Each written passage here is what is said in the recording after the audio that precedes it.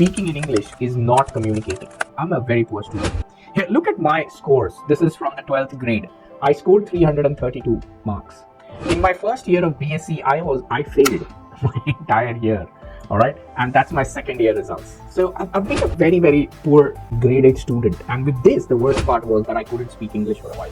Right? Somehow I managed to finish my education and I did my CDAC and I entered into IT industry.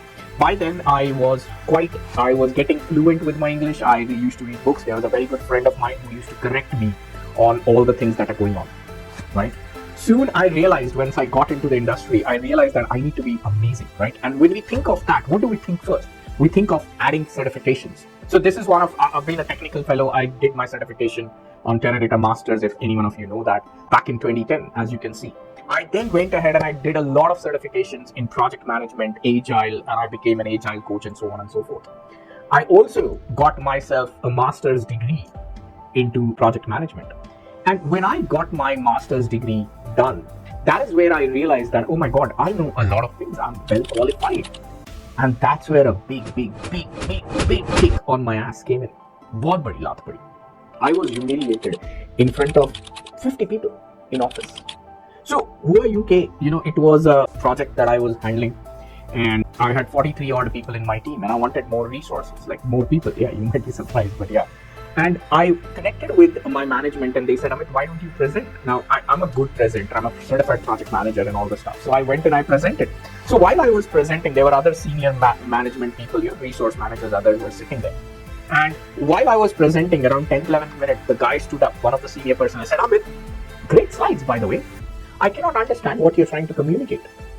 I'm like, what the hell, man? Kya bol raha hai ye? I'm like, fucking dumbstruck, like, humiliated. I just don't understand what you're trying to say. And that was the realization, my friends. That was the realization of the fact that speaking in English is not communicating. That is not communicating.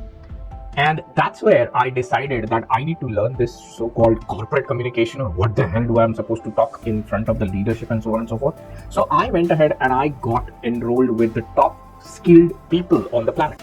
Sam Cawthron, Ali Abdaal, John Maxwell, Carmine Gallo. I learned from them digitally, physically. I spent a lot of money with these folks to get myself to where I am right now. And how can I say that? Well, the result speaks. After that, I have been taking sessions. After that, there you go, I'm with Sam Cawthron here. I'm meeting people everywhere. After that, I have been on stages talking confidently to many people. After that, that's me in Australia. That's me on Australian Open. I am there to travel the world. After that, I've been to China, Philippines as a project manager in more than 5 countries. After that, I have met people like Ron Malhotra here in Australia and being in PMI conferences. You can see there the dates, 2016. All this nonsense happened with me in 2015. So soon, of course, traveling in business class as well. But the point that I'm trying to put across is that when you are confident, when you can communicate well, when you understand the corporate lingos very well and the office politics and how to play around with it, you open a whole new door. Why? Because now you are not only amazing at your communication, but you're global. And that's what happened with me. I became global. Not only that, I was in the newspapers, featured in all these places. My books got featured. I got a TEDx done.